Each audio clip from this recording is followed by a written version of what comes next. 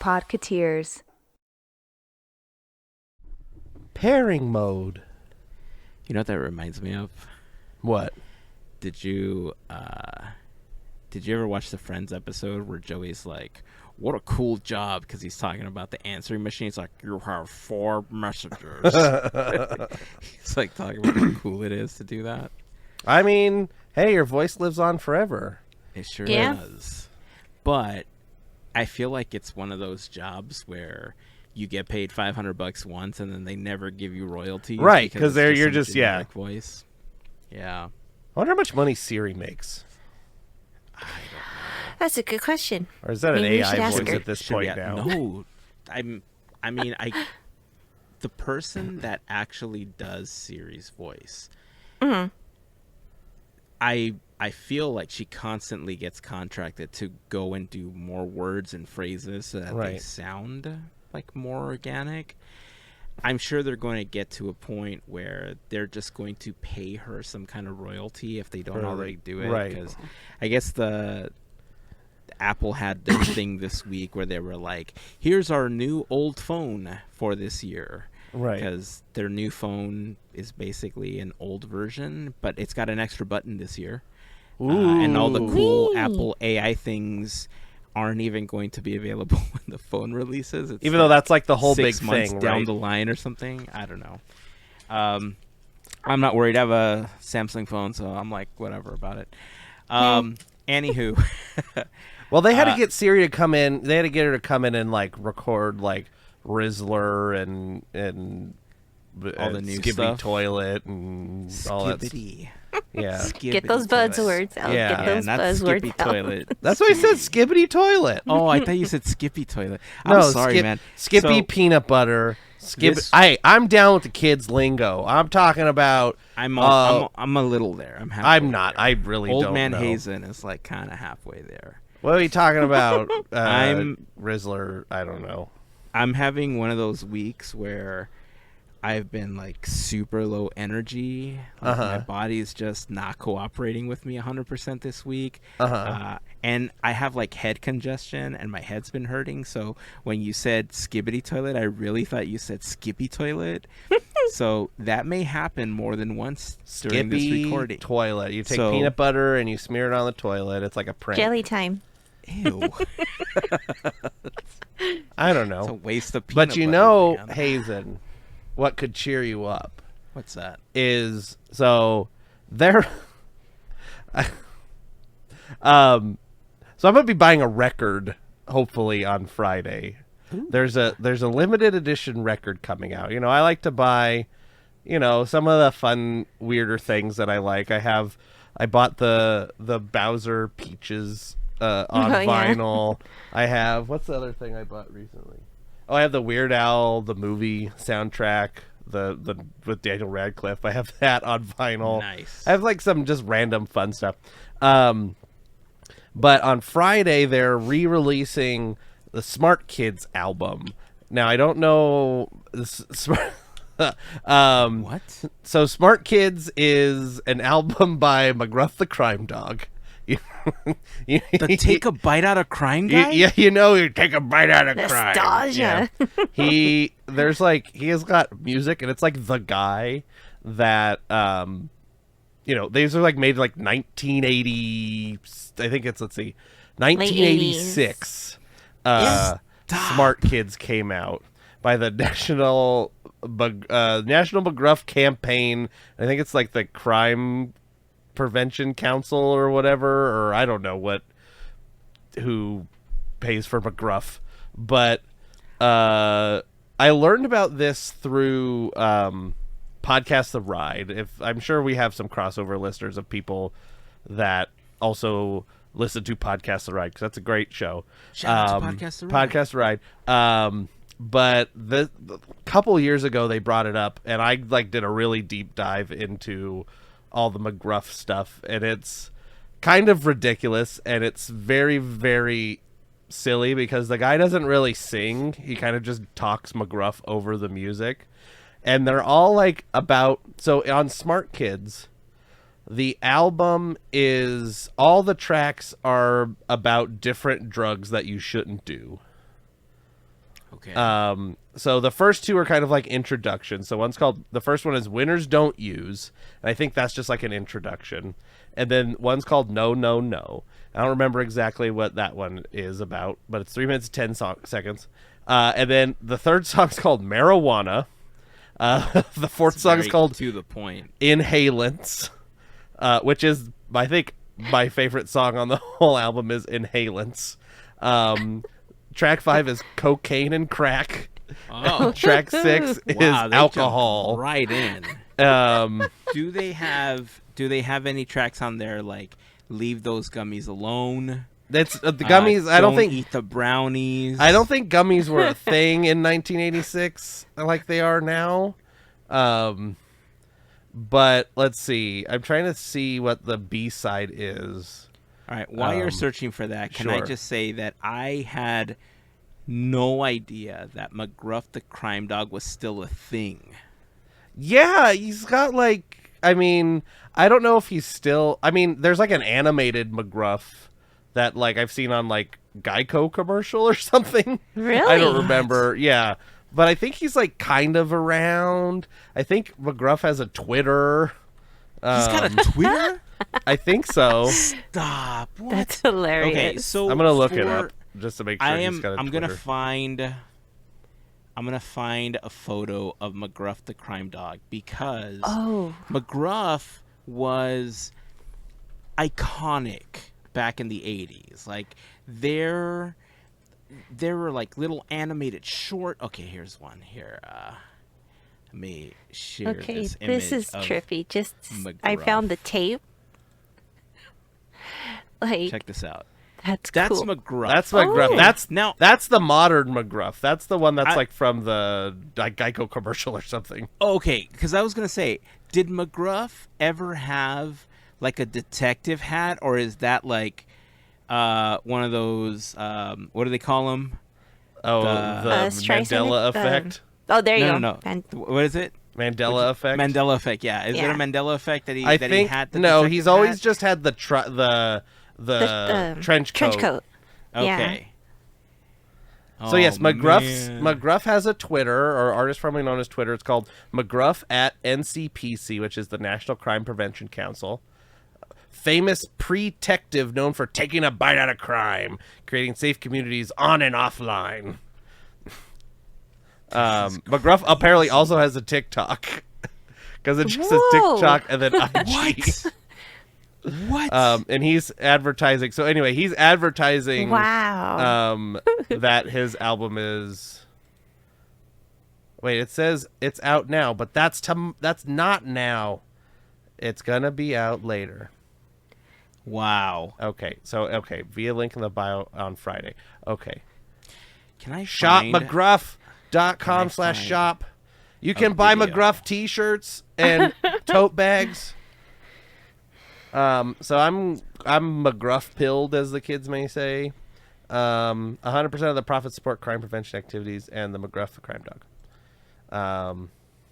Anyway, so that's all for y'all to go start digging in to McGruff the Crime Dog. Do you want to see one of the old like the mascot McGruff commercials? Sure. All right, here. Hey, kids, it's me, McGruff. I'm going to take you, and you better not talk to strangers. Check this out. That's Jenny. But that's not Jenny's dad. If she gets into that car, you may be looking at Jenny for the last time. I'm McGruff, the crime dog. Let me show you something. See that playground? A lot of kids there. Every day in this country, 60 kids. Just like that. Some run away, but a lot are kidnapped by strangers or even by people they know. Almost 20,000 kids a year. 20,000 kids, one kid at a time. Maybe your kid, on your street, just like Jenny. You know, your kids can learn to protect themselves against crime at home, at school, on the street. Hey, nice going, Jenny. She's gonna tell her folks about this. And you can write to McGruff. Learn how to keep your family and your community safe and help take a bite out of crime. That was it right there. Wow. So I I'm kind of upset that Take a bite out the of crime. McGruff that you said it's just more spoken word because Well, it's I mean it's sing-songy, but it's not like and I'm McGruff. I don't want it to be that. What I want it to be is rapping like Macho Man. I believe there. that would be awesome. So I think there might be a rap or two in there. I You're don't. gonna I have to report back when you get it. Oh, you can listen to all of them on YouTube. All the tracks are on YouTube. Yeah. Yeah, Smart Kids, I the know what I'm whole doing album is after. ripped on YouTube. I know what I'm doing after we're done recording. Nobody's needing neck and coke. Terrible trouble behind it. So I just want to make Anyway. sure that everyone understands that we are not for these items. We're just telling you about what McGruff is singing. No, he says you don't need the crack or cocaine. There's Yes, terrible I know. trouble But behind for it. the algorithm we were and taught for the this. closed captioning, I don't want YouTube or something to be like, what is this? This is not safe for children. We yeah. are speaking up against it, YouTube. Yes, so take a please bite do out of not flag crime. us. We are trying to take a bite out of crime. Sooner or later, you'll burn in your brain. Make it a mess of your mind. Yes, exactly. Don't do inhalants. There The album also has a bunch of kids on it singing as well, like There chanting. was, I mean, in the 80s, there was a really big push for like all these messages, right? Like, Yeah. there was DARE, which was Yeah. what did DARE stand for? I don't even remember what it was. Don't always. Nope. No. Uh, I gotta look drugs this up. are really. DARE America Erroneous. stood for Drug Abuse Resistance Education. There we go. I should know this. I don't remember that, but I remember the letters. Yeah. Drugs are It was really. the big red letters, right? evil. Yes. Like people and it was on a remember that. black background, and you could get a Yes. shirt. Yeah. Yes. I like mine better. Drugs are really evil. I did it. Oh, that's good too. That's I DARE. like that really one. evil. And there's like the Mothers Against Drug Driving and all Yes. of those like Yeah. other. Mad. Yeah. Duh. Da-da. There was I remember 1877 junior Cars for high. Kids. that's something totally different. That's still around. I've Oh, heard the okay. commercial. Oh, yeah. There was somewhere around like junior high. I don't remember what the program was, but there was another anti-drug program where we, like, over the course of 3 days in school, we animated little sequences, like our own little cartoons against drugs and stuff. Oh, And yeah. so after Hey. they were done, somebody knows what this is called. Somebody help me out. Leave a comment, please. Send me a message or something. But we created these little cartoons, and then it was like maybe 1 to 3 minutes a piece, and then they made a compilation of all the cartoons that every group made, and then they put it on a VHS, and you could like buy everyone's cartoons or something. They had a whole okay. assembly in the cafegimatorium where like you could see everybody's presentations. It was great. It So- was fantastic. I'm sorry to get on a tangent here. Uh-oh. Not that we're not already on a tangent. Do you know about the cartoon All Stars to the Rescue TV special? Is that the one with the Smurfs and the like the Hanna-Barbera characters? So, it has. I will tell you who's in it, and it's gonna like blow your mind because it has. So this is an anti-drug like thing. So it does have the Smurfs. Mm-hmm. It has Garfield, Alf, Alvin and the Chipmunks, Kermit the Frog, Miss Piggy,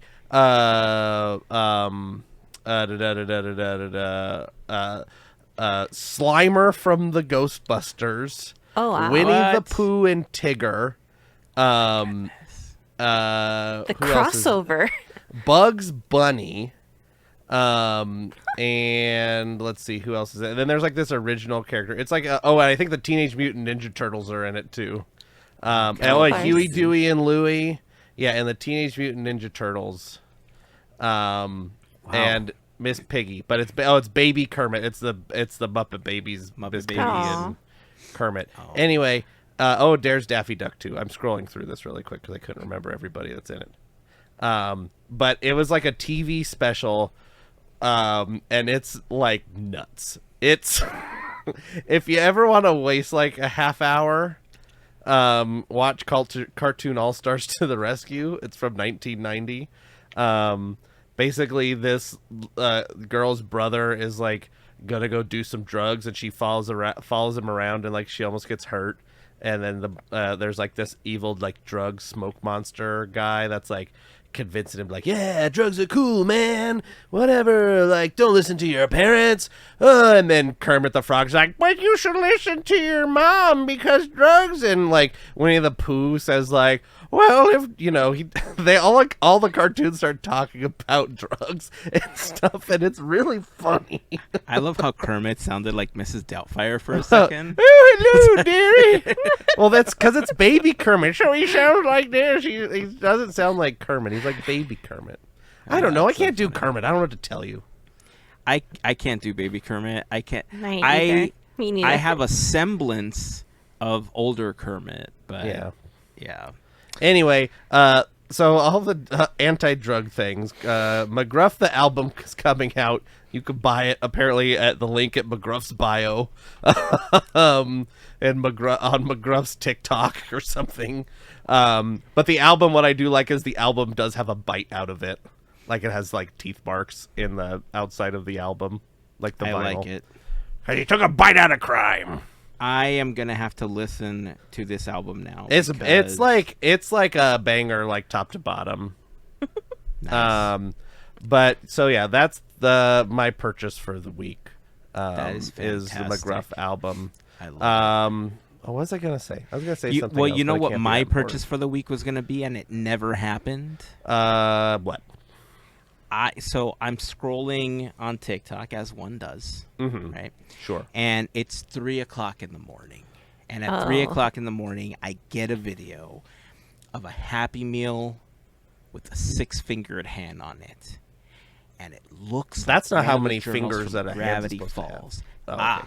But Stanford's hand does have 6 fingers.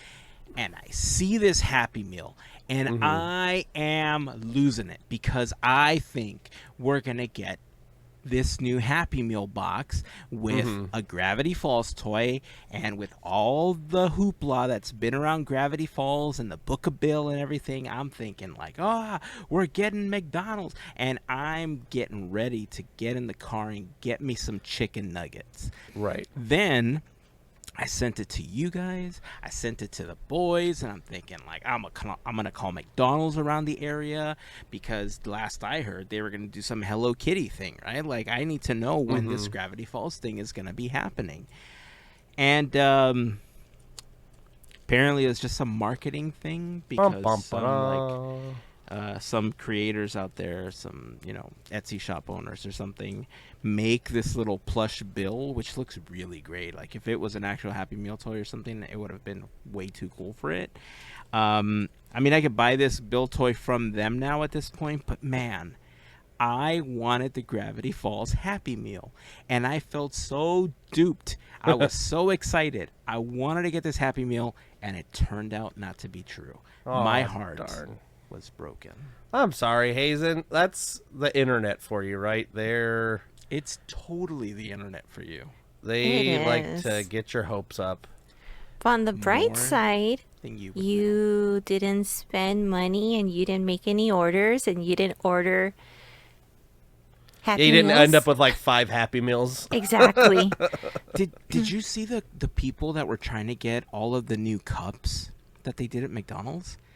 Oh, No. the The glass Shrek ones? and the Buzz Yeah. Light, Again, back in the 80s and 90s, kids, It's the McDonald's used to have 80s some and 90s really episode. cool things in their Happy Meals.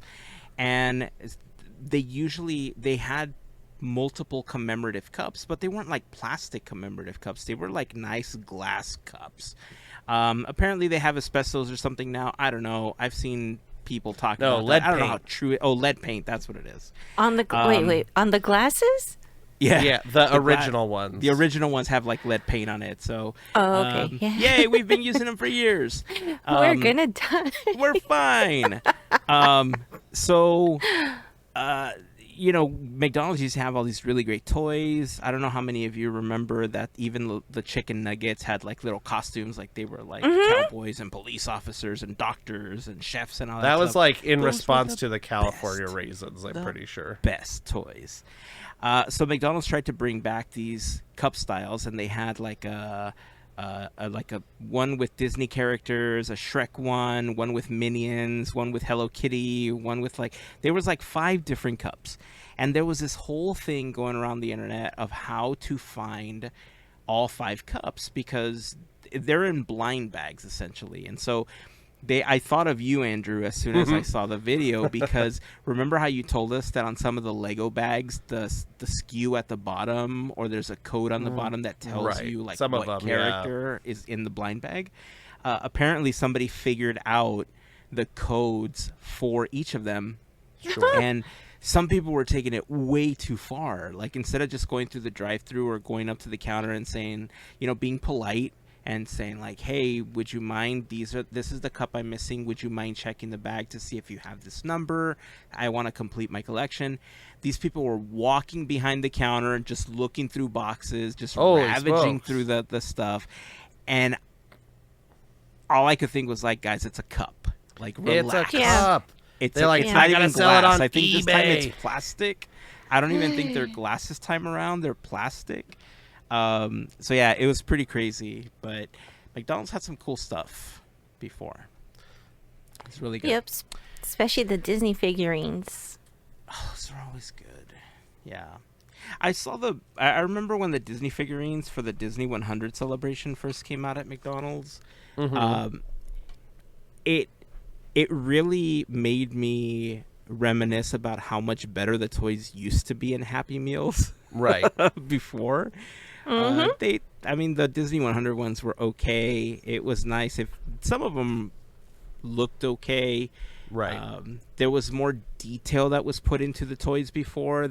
Sure. It feels like there's less quality assurance going on with some of the faces, because some of them are fairly derpy looking now. I mean, at one point, we actually got 101 different Dalmatians.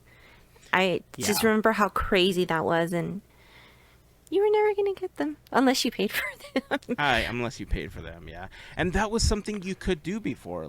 They would allow you to just go in. They were in bags, but they were in clear bags, and you can see the item that was inside. They weren't completely blind bags.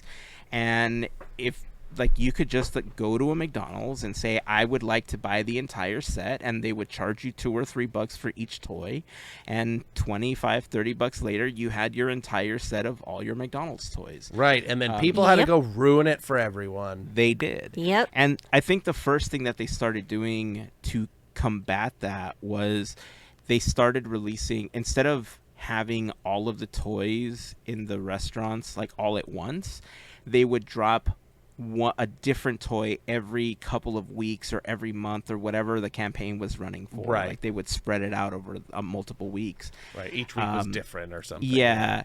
And after that, I think is kind of when that went a little downhill for the collecting phase of it, because it got tough after that, as we've seen with the new cups that they have going on. But I mean, that's collecting's, it can be great, but it could also be so weird and competitive and frustrating and annoying. This last week, that picture I sent you in our text chain, right? The guy that was walking around Disneyland literally with 30 some popcorn buckets, 10 of each design of these Halloween buckets. Right. I don't even know how they bought that many. I thought there was a limit. It's supposed to be 2 You per would think. person, but I also believe it's 2 per person per time you stand in the line. Oh, come on. That's got to be my guess as how they're getting this. Or they they're selling them at multiple locations, so they go to every different popcorn stand and buy 2 of each one at every different popcorn stand. I'm trying to find the picture to see if I can tell how many. See, at that point, it's if they see them on you, it's why? Why are It they looks like selling Why? it to them, right? Exactly. If you see somebody with, 30 popcorn buckets strapped to their neck, don't sell them anymore. Exactly. Well, I was gonna say it doesn't look like he has any of the Mater ones yet, but in the picture he is in Cars Land, so maybe he's getting. Probably has like 10 Get already. my Maters. Yeah, most of them are the Stitch one. There's a couple of Alien. There's a couple Mickey Pumpkin. Mostly Stitch in this picture, anyway. Ridiculous. Ridiculous indeed. Hey, since you said Mickey, I completely forgot to send this to you. Oh no! Since we're talking about our text chain, Mickey. so Mickey. it's Mickey related. Mickey. So This guy. yes, that guy. This guy. No, that guy. No, the other guy. That one. Yeah. Okay. So, I've been thinking a lot. I had thought about this earlier when we were talking about who were in that drug cartoon, and Yes. you mentioned Winnie the Pooh, and I'm all like, wait, what? Like, okay. Anyway, so I'm a fan of The Office.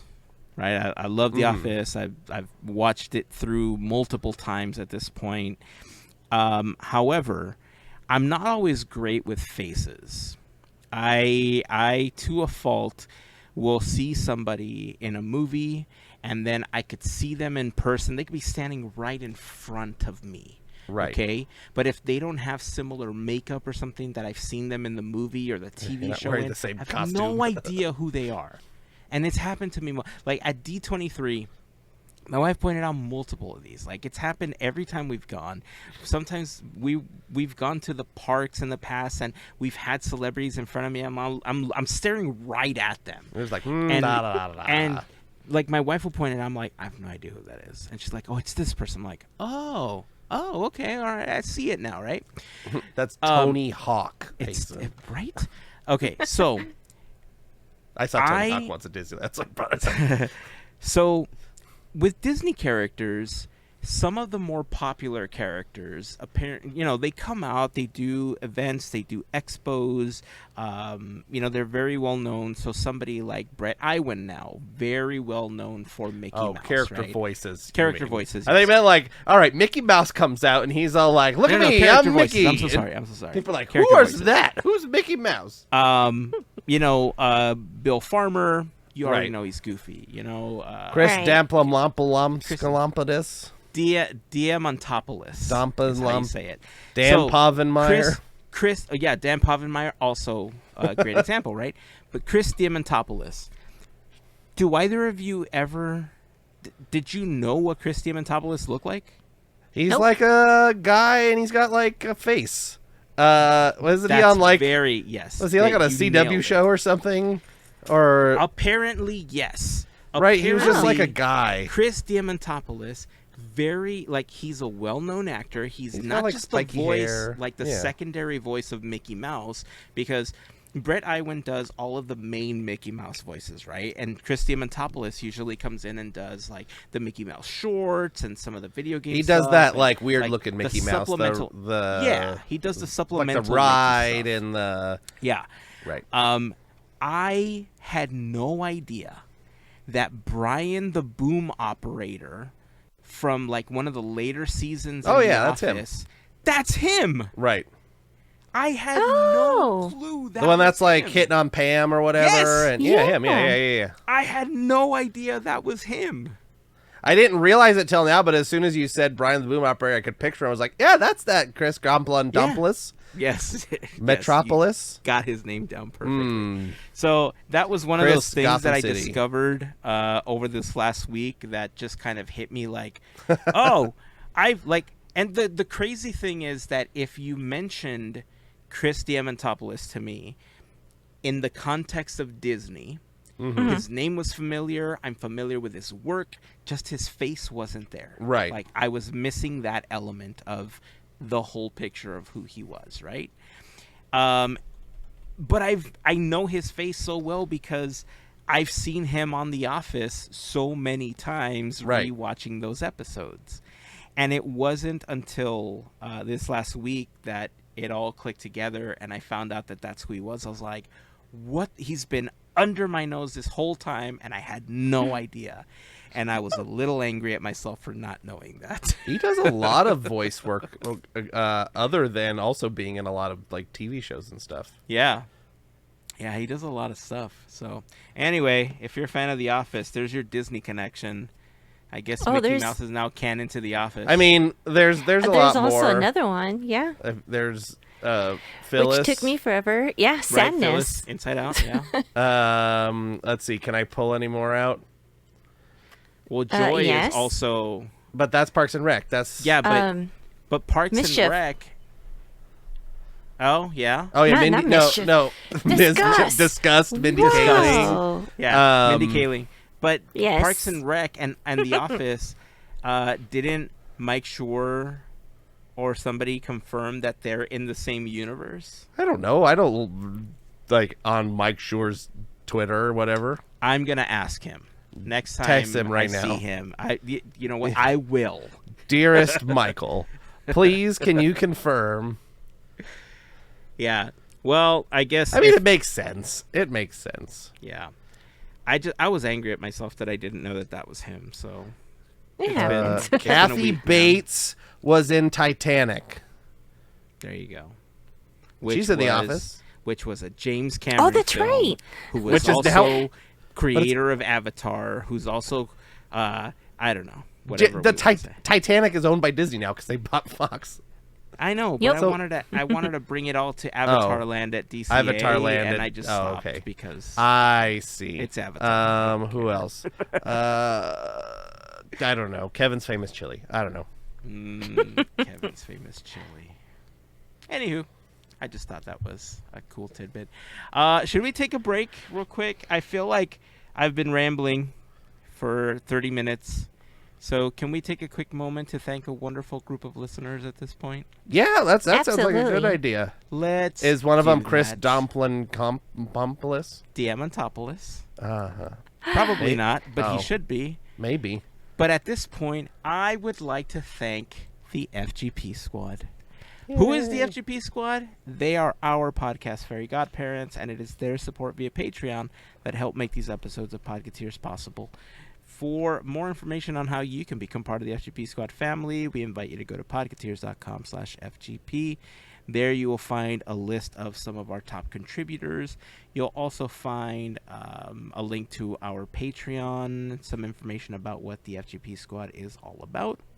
Being a part of the FGP Squad family gets you some additional perks like access to exclusive discount codes for Podketeers gear, additional content that we've uploaded to Patreon, random giveaways, access to our happy hour calls when we get an opportunity to do those, and more. So if you want more information on how you can become a part of the FGP Squad family, we invite you to go to podketeers.com/FGP. And of course, to all of the members of the FGP Squad, we just want to send a huge thank you for your continued support. Speaking of links, podketeers.com/links is where you want to go to find some of our most commonly asked for links, including our latest episode, a link to the Quizneyland playlist, information, and a link for the FGP Squad can also be found on that page. You will also find any Teamboat Willie events that we're currently raising money for, any special events or any fundraisers that we're running. You will also find a link to our YouTube channel and Larry's YouTube channel, Goofy Guys Adventures. And, of course, you'll find a link to our Armchair Imagineering playlist. Podketeers.com/links is where you want to go. And, yeah. Back to the show. Take a bite out of crime. Take a bite out of crime. Don't get into any strange cars with people you don't know, and make sure you call your parents. Don't do Yeah. drugs. Don't. The drugs. Take it from me, McGruff, the crime dog. Shouldn't he be called McGruff, the anti-crime dog? That's just a little thing. But Yeah. anyway, But he goes after it, so maybe. I don't know. I guess, You make a good point.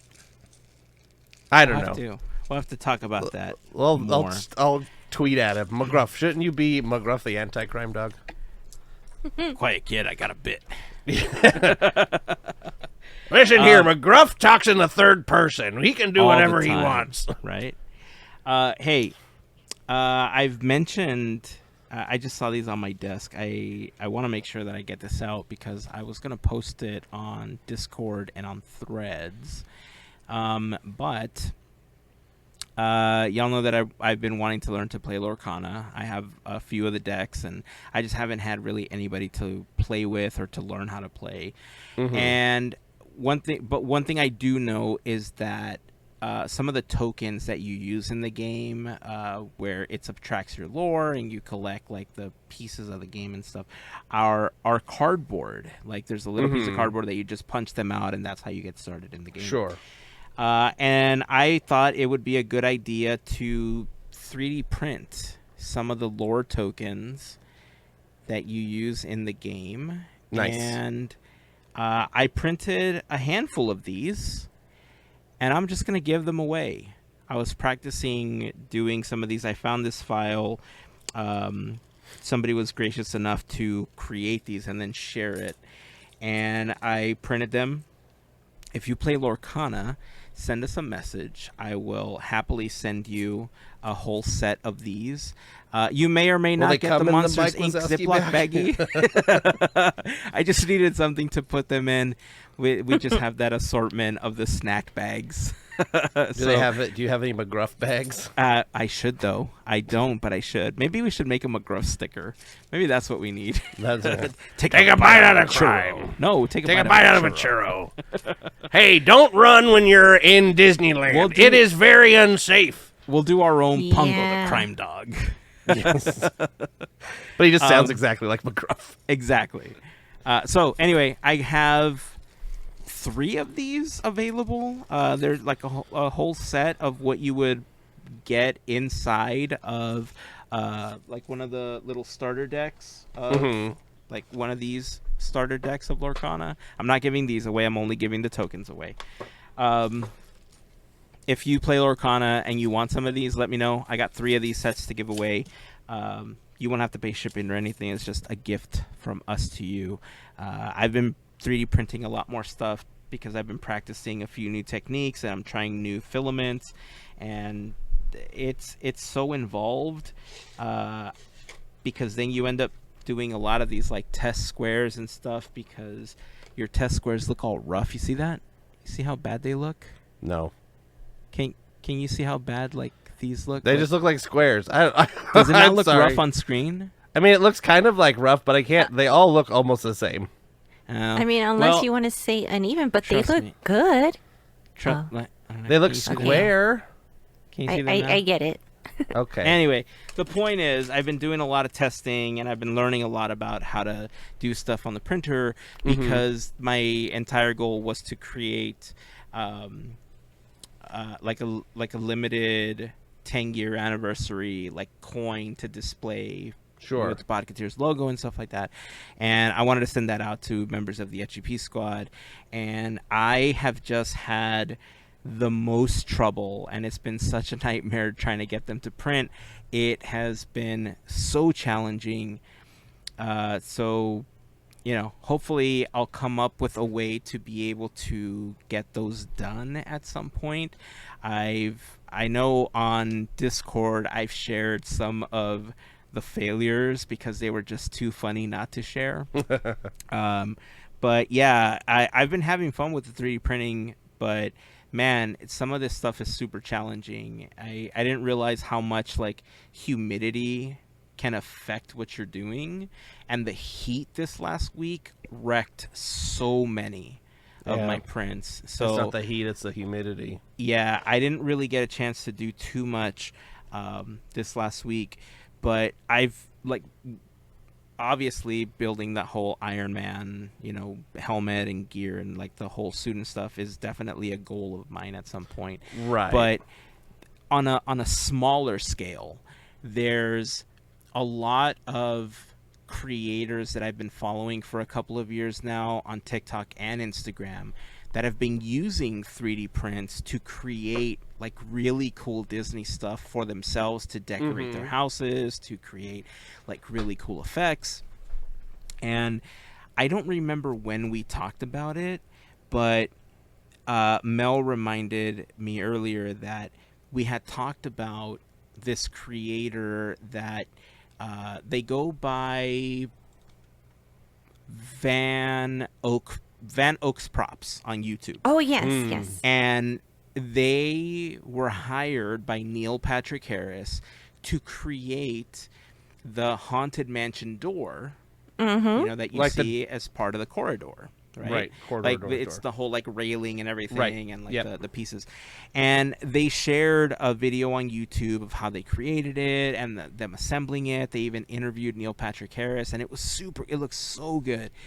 And at the time, I remember thinking, like, I would love to do this if I had a 3D printer. Like, I would love to build this door and stuff. And when I was in school, I learned a lot of like 3D modeling and everything, because my original goal was I wanted to work at Pixar. So I learned a lot of 3D modeling. So I thought at some point I'll just build this.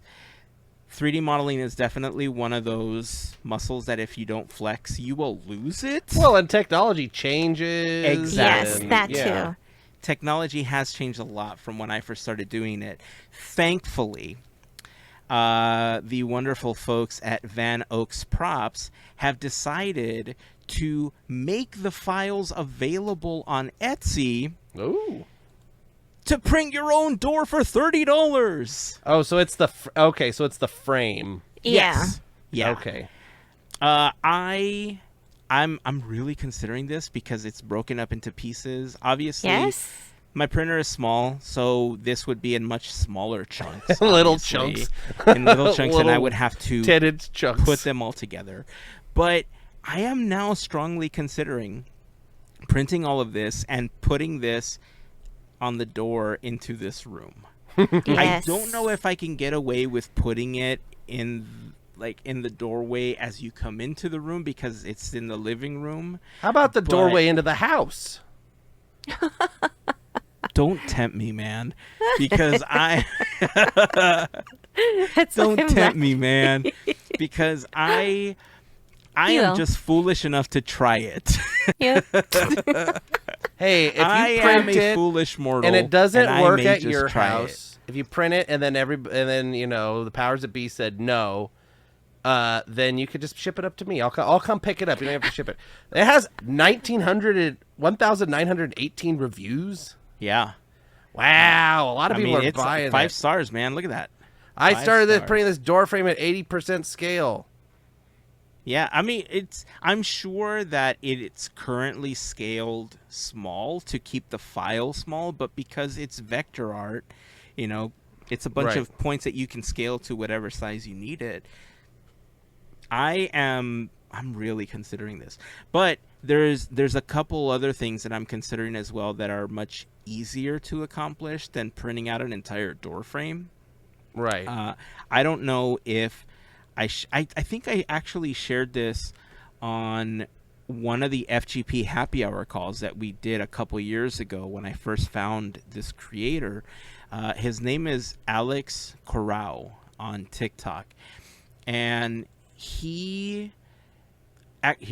Let me play this video, and then I'll show you. I'll talk a little bit more about it. This is him and his friend, but check this out. Play. And I'm going to show you that this works on anyone's phone. So go ahead and take your phone and tap the top of it to that. Boop. Go ahead and hit that. Then you hit the notification, All right. and ready look at the for this? back.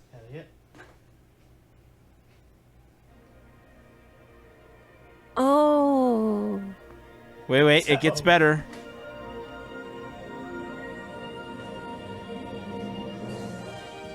Oh, we're gonna get a copyright strike for this. Let me put the volume down.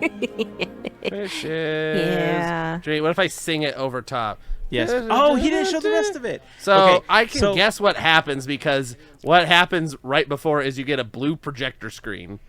Yes. So Disney uses projection mapping in the Right. parks to place all those images on the castles, down Main Street. It's a Small World, the whole thing, right?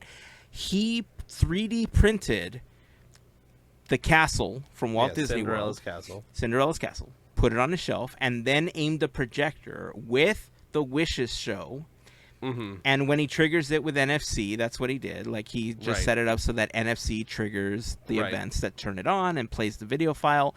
And the whole fireworks show plays in the background on his wall, projected on the castle. He properly scaled the projector. And now, right here somewhere, I want to set up my own Disneyland fireworks show so that we just watch the fireworks. I got a castle. When I can't, There's one right here. Right there, baby. I'm there. going to say, do it. Right. Look, That's here I it. got castle. Is that the We Funko all do. one? That's a Funko one. Yeah. That's a Funko one, yeah.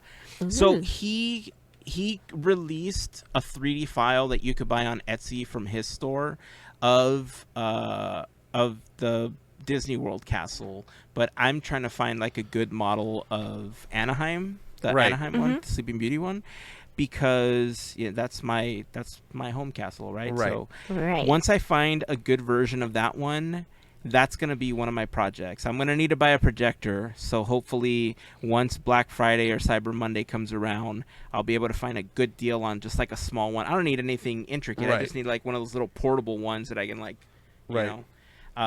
So sometime in the next 6 months, I'm crossing my fingers that I can have my own fireworks show just like the one Alex created for his office. We had a friend do this multiple years ago. Really? Melissa and I saw it in person. Yeah. It was on the Lego Disney Cinderella one, castle, yeah. the Cinderella castle. Really? The Lego yeah. We saw it in person. It's It's pretty doable. cool. It's So you're going to buy one this year. We'll get you guys connected for tips, I guess. Okay. Yes. Yeah, that would be great because I mean, obviously I don't have the castle version of it, but like I said, I'm ready to 3D print one. That like those are the little projects that I've seen over the last 4 or 5 years since I really started wanting a 3D printer, that I thought like, man, if I had one, I would love to try this. And it's not I don't see. I think a lot of people get a 3D printer and they're like, I'm going to make all these articulated snakes and make $1 million. And I don't see it as that. Like, I'm going to make a rocktopus. Or make a rocktopus. Like, I've always seen it as a tool to learn and have fun. And again, when Lenny Smoot convinced me to buy a 3D printer, that's my story. I'm sticking to it, by the way. All right. Not how it went down at all, but that's making me feel better about it. Right. So that's the story I'm going with. He nudged me. He vindicated your purchase. Yes. Yes. Yeah. And considering how encouraging he was of the boys using it as well and how much they're loving using it, right? I don't feel bad about the purchase. Right. No. Every time I think about 3D printers, I'm like, what I would use it for is like, man, I could really use like this weird hook that would clip to like this weird space. That's what everything I want to do on a 3D printer is like, I wish my car phone mount could mount in this spot instead of where the phone mount could mount. That's all the things that I want to do. No clue how practical it's been for stuff like that. Right. I'll give you an example. On this shelf, just off to the side right here, I needed a hook for my headphones after I'm done using them for recording. So I 3D printed one. Nice. It's got a little screw. You put it into the shelf, slam it down. It even has a little thing for the cable to hang right there. I could have ordered something like this on Amazon for $10, $15, but this was like $2 or $3. Right. And I didn't have to wait 2 days or 4 days or 5 days when Amazon 5 hours is late. or whatever. It was just 5 hours of printing, right? And you set it and you walk away and you just let it do its thing. I foolishly broke my chair because I was playing with it not too long ago in a way that I should not have been. I was standing on it. You're going, wee! No, actually, I was standing on it trying to get to this corner. On a rolling chair? Yes. Heyzen! I know. It's dumb. I'm going to send you my ladder safety video that I had to watch for work. Look, I thought That's the number one Can I thing. tell Never you- stand on a rolling chair. Can I tell you why I was doing it at least? Because it's 3D printing related. Okay. Because you wanted to break your chair so you could fix it with a 3D printer. Stop. No, listen. It's an even better story than that. Okay, Not okay. just a dumb story. So at the end of Gravity Falls, one of the things that happened was Alex Hirsch created this like Bill Cipher hunt, right? And in one of the parks that he had this big stone Bill Cipher, but it looked like he was coming out of the ground. So he was like half Bill Cipher with his hand up in the air, and like his big old eyeballs, like, hey, I'm here, right? And I found a model that somebody shared that is the same, like it's not exactly the same, but it's fairly close to it. And I printed a small version of it to see what it looked like. It looked great. And then I thought, what if I printed them slightly larger? And then I hung them up on my wall to make it look like Bill Cipher's coming through my wall. And I was trying to get a measurement of how large I would have to print Bill to put him up there, and this is a very small space. I can't fit a ladder, I can't fit a little thing, and I figured, look, it's a corner, I'll just hold on to this, I'll stand on the chair, and I'll quickly get my measurement. I got a ruler, right? I just need to eyeball it just to get an idea, and it didn't. And here we are. And here we are. So I broke my chair, and what ended up happening Like the was arm or the... no, the gas cylinder. Oh. Because I was Kinked a leaning little on it, bit the or gas whatever. cylinder just went, Pah! And it just went, Okay. Sure. and then it was just down. Right. And And so you're like- I would have been down here, maybe lower. Who knows? I don't know. So what I ended up doing was I 3D printed these rings to lift the gas cylinder. I printed 4 of these to get it all the way to the top. And that's what's holding my chair. These cylinders are holding my chair, and my chair works. Yay! I think you need to print yourself a step stool. I should do a step stool. Yeah. The point is that It's practical. It's very practical. Like if I could vouch for anything, even if you don't want it to tinker with or you don't want to develop things or print fun stuff, it's a very practical tool. If a part breaks in your refrigerator, you can find it on the Thingiverse and print it out. Almost. Maybe. I'm at the point where some people are building. I've been trying to find a better way to put on display all my Funkos and stuff like that, because I'm running out of shelf space, right? So I figure if I could mount them to the wall, it would be much better. There's people that share these super cool grids that look like octagons that hold either the boxed Funko or the Funko itself, the Funko with Bob's plastic cover on it and stuff like that. So the world is my oyster. My 3D print world is my oyster.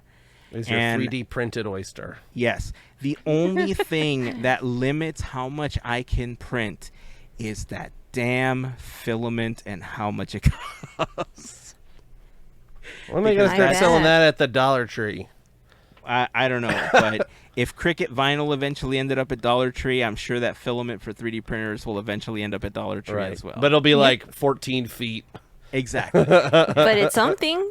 It'll print nothing because you'll go through most of that during testing and purging.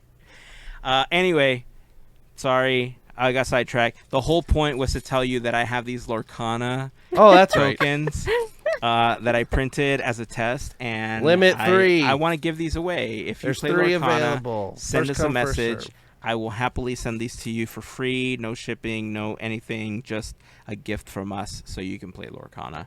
I have 2 colors. I have these black and white ones, these black and blue ones, and black and white ones that I also have in the living room in another bag.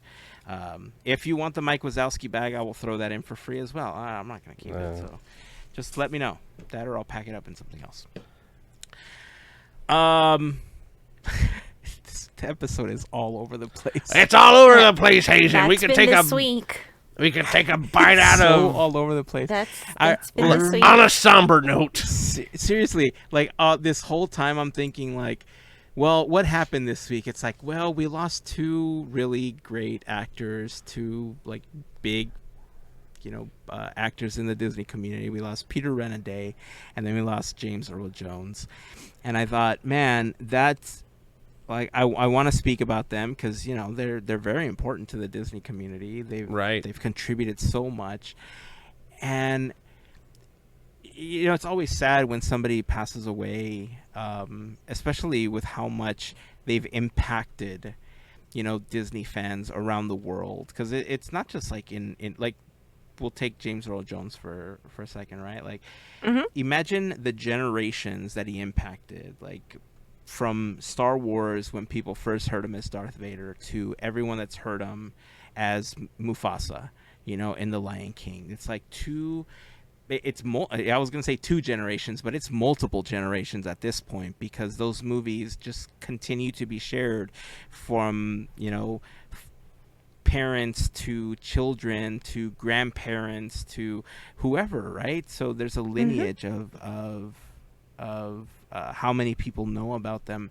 I had just a list of accomplishments to just quickly go through.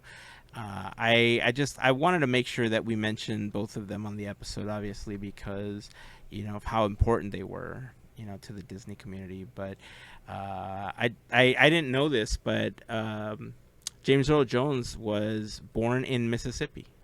When I was looking up his bio, he was born in Mississippi. His entire career spanned over 7 decades.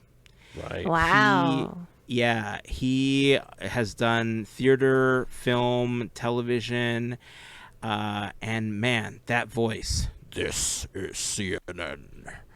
Like it's Treasure. such a booming, Right. iconic voice. But his face, obviously, Heyzen wouldn't have known who he was, right? Like Heyzen Right. sucks with faces. So. Some old man. Some guy, but his voice would have gotten it. Let's see. He's best known obviously for Darth Vader in Star Wars and Mufasa in The Lion King, like we talked about just a moment ago. But his work on stage includes starring in Othello, The Great White Hope, Fences. His role in The Great White Hope, both on Broadway and in the film adaptation, earned him a Tony Award and an Academy Award nomination. The Tony Awards, he won 2. He won one for Great White Hope and for Fences. Emmy and Grammy wins. He won multiple Emmys, including his performances in Gabriel's Fire and Heatwave, and he won a Grammy Award for Spoken Word Album for Children. He got an honorary Oscar in 2011, and he was awarded this for his contribution to the entertainment industry as a whole. In 2002, he received the Kennedy Center Honors for Lifetime Achievement in Performing Arts. And in 1992, he was awarded the National Medal of Arts, which is one of the highest honors given to artists by the U.S. government. Again, just seven decades, or over 7 decades at this point. He was born in 1931. I believe, if I remember correctly. That I didn't write down. 1931, January 17th. Yes, thank you.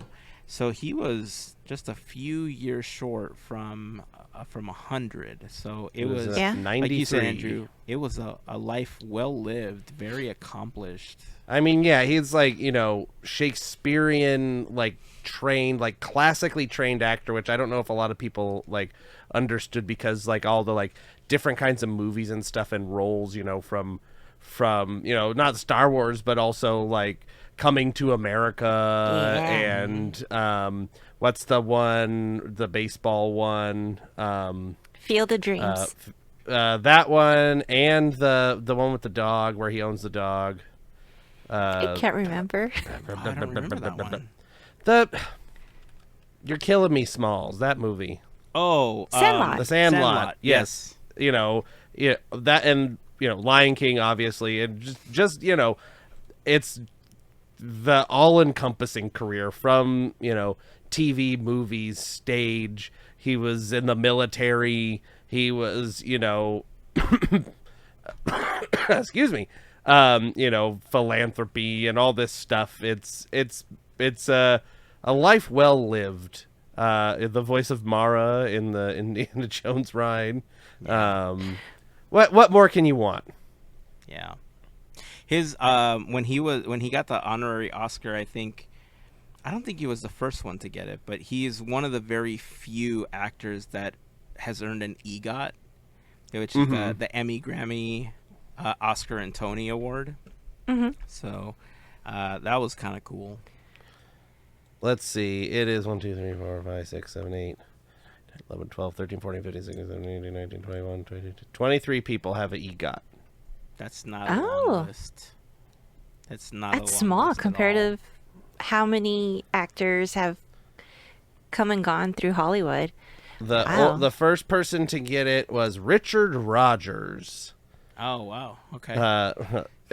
How long ago was that? When did he earn? The Emmy was in 1962, the Grammy was in 1960, the Oscar was in 1946, and the Tony was in 1950. So it was completed in 1962. Oh wow, that's cool. I think James Earl Jones isn't technically on this list because it's an honorary Oscar, but non-competitive EGOT. Here it is. Yes, because his was in honorary Academy Award. It still counts. It still can't. So there's 1, 2, 3, 4, 5, 6 other people that have it with an honorary award. So really quick, I'll just read these off because now that I'm interested. The EGOT winners are Richard Rodgers, Helen Hayes, Rita Moreno, John Gielgud, Audrey Hepburn, Marvin Hamlish, Jonathan Tunick, Mel Brooks, Mike Nichols, Whoopi Goldberg, Scott Rudin, Robert Lopez, Andrew Lloyd Webber, Tim Rice, John Legend, Alan Menken, Jennifer Hudson, Viola Davis, Elton John, Benj Pasek, and Justin Paul. And then the honorary or the non-competitive EGOT, Barbara Streisand, Liza Minnelli, James Earl Jones, Harry Belafonte, Quincy Jones, Frank Marshall. What was the honorary one that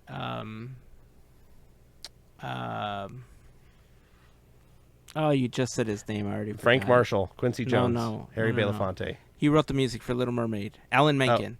Alan Menken, no, he has an EGOT. He actually, okay. I thought he actually had one. No, he has, yes, his was completed in, it was, he was 70 years old when he completed his EGOT. The Tony was the last one that he got, right? So he got, it was the Emmy he got in 2020. That's for TV. The Tony he got in 2012. I believe that was for Newsies. Interesting. Possibly. And then 1990 and 1991 are the Oscar and the Grammy. So those are, I assume, one's for... In 1990, that would be Little Mermaid was in 89, and then 91 would be Beauty and the Beast. Yeah. So, anyway, back to... Unless you're Ryan Coogler, then it's Boys in the Hood. Yes. But he hasn't done any Broadway stuff yet, so... Once Ryan Coogler gets a Broadway musical, then he can have EGOT. Nice. Let's see. I have a couple things for Peter Renaday. Mm-hmm. Do you have anything written up for him that you want to share? Or I don't have anything. It's just he has an actual name, Pierre Laurent Renaday. It's French, apparently. He's born in Louisiana. Oh, is Peter Renaday his SAG name? It must be, or his stage name, or maybe he just changed his name at some point. But born Pierre Laurent Renaday, and so Renaday is spelled the Renoudet for like his actual name, and then in his SAG name or whatever it is, it's Renaday, Renaday. Oh, interesting. So it's like just like a easier spelling for folks, I guess. I don't know. Maybe. That's funny. But yeah, I mean, Peter Renaday, most people would, the majority of people in the world would know him as Master Splinter from the Teenage Mutant Ninja Turtles. The OG. The original animated series. And then what weirdos like Andrew would know him as Henry from the Country Bear Jamboree. I thought you were going to say why I was a weirdo, because I remembered him as Captain Nemo. Oh, okay. He was the voice of Captain Nemo in the 20,000 Leagues attraction. That, I mean, when I was watching a video about it, and that's how I knew about him at first. But and he's also like he used to be the people mover for Disney World. He also is one blustery day in the 100-acre wood, a little bear named Winnie the Pooh went off on the search for honey. That was so good. He does that. I practiced that one. I can do pretty good Peter Renaday like voice, because I did a Henry for a Disneyland commercial. Yeah, I remember. That was one of my favorite ones. And I did the one and only original Podketeers. I think I did a thing. Yeah. Country Bear Jamboree. The Henry voice like sits really easy with me, so I could do Henry all day long. Nice. But I was looking through his Wikipedia, and he also, so do you know the album, The Story and the Song of the Haunted Mansion? That yes. He is the ghost host in that before Paul Frees did the ghost host in the attraction. So, and also he did Mickey, the album Mickey Mouse Splash Dance. He is the voice of Mickey Mouse in that. Really? So he's just like, this is before, you know, I think we've talked about before Disney character voices, the department in Disney that was like, hey, we should have the same people do the voices for everything. Wouldn't that be something? Like before that, it was just like, yeah, who can we get to do? Oh boy, whatever, I'm Mickey Mouse now. I'm going to sound like this because I'm just somebody's going to do Mickey Mouse today. So before that, it was just whoever was doing Mickey Mouse. So including Peter Renaday, I guess. And he's also was Abraham Lincoln, but in the Hall of Presidents in Florida, not Disneyland's Abraham Lincoln. That's awesome. So many connections. Yeah, I mean, but I mean, his career is huge with voice acting on TV and video games. It looks like he stopped working around 2011. I'm assuming just due to, you know, didn't need to do it anymore. Is, you know, retired or whatever. Retired, but you know, Ben 10, Ultimate Alien, Batman: The Brave and the Bold, Evil Con Carne. In some of the stuff that I was reading about him, I saw a connection that I instantly thought of Mel. Because apparently he was on Star Trek The Next Generation. Really? Yeah. I had no idea that he appeared on Star Trek. I couldn't tell you the episode because it was just listed as a guest appearance along with like the Waltons and Columbo and stuff like that. But as soon as I saw Star Trek The Next Generation, I was like, oh, what? I wonder if Mel knows this. I'll have to let Jerry know. He's the one who'll tell me what episode and what not. Wait, hold on. Television. Let me see if I can find it. I'm on the Wikipedia. I don't even see it on here, but maybe this is just voices.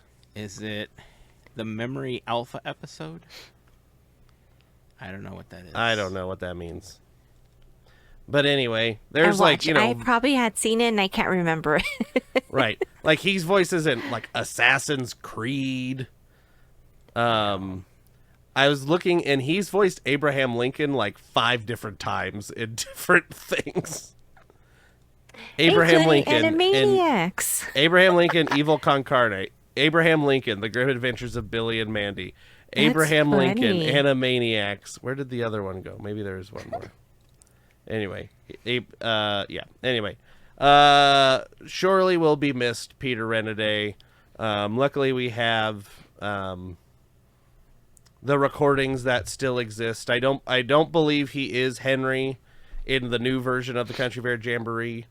It's not listed on the Wikipedia, but we have our videos and our memories, just like everything else. Everybody will live on in their work and the stories and everybody. It's it's sad. It's always crazy when you look back on the career of somebody that passed and you recognize how much they were in without you even knowing, right? I think we live in a different era now where within seconds you can do a Google search, like Right. we're talking and we're Google searching to try to quickly check what we're talking about, right? But before you had to lug yourself down to a library and possibly look through an encyclopedia to see if maybe they had the information. And now it's so easy to find it. But like it's funny that right now we're thinking about all this because my kids do the same thing with like all the characters that they're familiar with on TV shows now and the cartoons that they watch, and they'll constantly send me videos of like the last one my oldest son just sent me yesterday was a video that he found of Alex Hirsch where it says like you won't believe how many things he's been in, and it's like Alex Hirsch and all the different characters that he's voiced across different properties, different cartoons and stuff.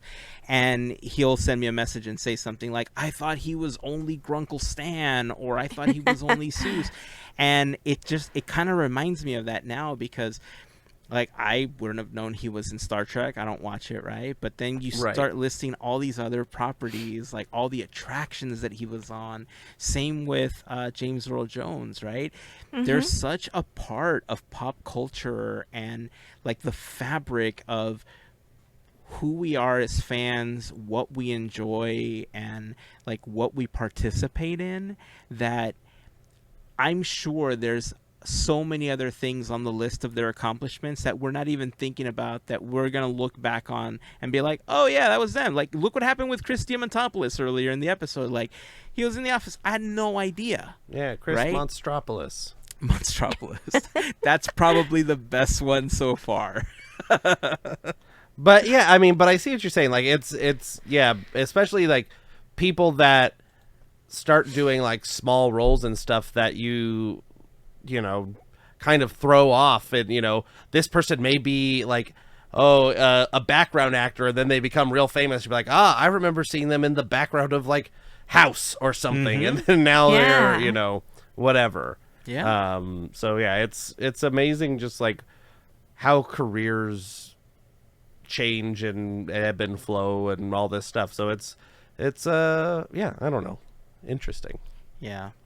It's interesting, and it's a happy memory that we can share for decades and decades to come. So I mean, the memes, there's countless memes, GIFs, there's all that stuff. So it's going to live on.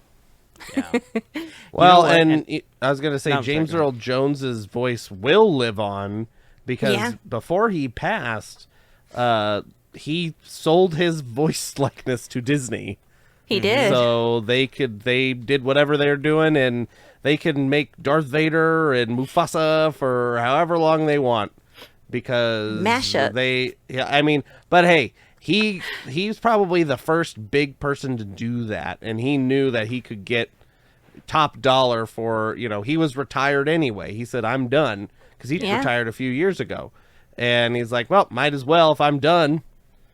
So I guess we'll have James Earl Jones for, it's kind of weird to think about, but there it is. He did it. He was okay with it. So I was about to say that it's different than the others, right? Because he was the one that initiated it, and he was okay with it. Right. It's not just like, well, what do your kids think? Well, maybe they're okay with it. You never know. He did it. He did it. He was the one that did it of his own volition, and so we get to be okay with it. I guess it might seem weird, but hey. I mean, it could have been a gift to us for the future and whatnot. So exactly. So expect Darth Vader in every single Star Wars movie to come. Sure. Hey, speaking of Star Wars, I think this kind of like happiness wave and celebration of life for each of these two gentlemen is a good way to end the episode. But I just wanted to punctuate it with I don't know if either one of you saw it, but Mark Hamill reposted Yes. after he had passed away. I was like, damn, that's like two things. And I was like, you got me, dude. All he put in his like retweet or like his repost of when James Earl Jones had passed away was rest in peace, Dad. Yep. Simple. It was such a simple message, so beautiful, calling back to their time together, and it got me. I'm not even a huge Star Wars fan, and I thought that was that was good. Man. But you like get it, like Star Wars, of course, of course. There's a little GIF or a meme going around where there's a scene in Coming to America where he arrives, like him and his wife, the Queen, come in to New York, and the title just says, "This is James Earl Jones coming into the heavens," with the women like putting the petals and everything. That's funny. That's awesome. Well, I think, like I said, I think that's a good place to end it. I think it's a sad note, right? Very mixed feelings. It's a very sad note, losing two legends, but also a great way to celebrate their life and all the accomplishments that they had, all the memories that they leave us as fans, and everything we'll be able to pass on to our kids, and their kids will be able to pass on to their kids for decades in all of the movies and shows and properties that they were in. So rest in peace to both of them. Obviously, our condolences go out to their families and to their friends. But, yeah, I think that's where we're going to wrap it up and just celebrate their life. So, anything else before we wrap up? We got New Quizneyland this week. Yep, nice. New Quizneyland. You got a preview? Preview is, I just did it last night, so I have it somewhat at easy access this time. Let me speak right now in case you are searching for. No, I found it. Okay. Okay. No. Okay. So we're gonna have questions on theme parks. We're gonna have questions on siblings. Questions on vehicles, I guess I will say, and whales. Nice. Whales. Being kind of vague. Flying there. whales of the Fantasia 2000 capacity? No, not Fantasia 2000 whales, no. One of these days you'll have to do something on dancing hippos from the Fantasia capacity. All right. Or something around those. If anybody got any ideas for questions, but again, I'll say it again, send them anywhere you can find Quizneyland, Podketeers, anyway. You'd be like, I want questions on Powerline or whatever you want questions on. Yeah. I'm more than happy to come up with stuff if anybody wants stuff. Quizneyland at podketeers.com. The Instagram. Join us on Discord. I think that's going to be one of the best ways to do it. I got all kinds of stuff. You can send me a carrier pigeon. You know what I'm going to do on Discord? I actually just thought about this. I wanted to have a place to just tell people, hey, I printed this, it's available, it's up for grabs, right? Whoever wants it sort of situation. I think I'm going to put a channel on the Discord of just like freebies or something. Right. And there's obviously going to be some stuff that's going to be exclusive to the FGP Squad available up for grabs, but stuff like this that I'll test out and print, I think I'm going to put on that Discord channel. So if you're interested in getting some free Disney-related prints of stuff, join us over on Discord, and that way you'll get alerts from the channel whenever there's free stuff available. Nice. So, all right, that's it. It's time to wrap this up. It's time to get some rest. I am not going to do drugs because McGruff told me not to. Hey, take a bite out of crime and make sure you stay home and go to school and drink your milk. And McGruff says that always listen to your parents because your parents are the ones that are looking out for you. And don't get into strangers' cars. And also make sure you rewind your videotapes before you take them back to the Please video rewind. rental store Be because kind, rewind. then Yeah. that means the employee at the video store is going to have to do that, and that makes their job harder. And so also make sure that you flush the toilet when you're done in the bathroom, because Wash your hands. You know, That's wash your important. hands, because spreading germs is really bad. Thank you. And if you need a cough, make sure you cough into your elbow. Yeah. Anyway, take a bite out of crime. Cha-cha-cha. That's it. Until next time, keep dreaming, keep moving forward, and always remember to pass on the magic. Have a fantastic week, everyone. Bye. See ya.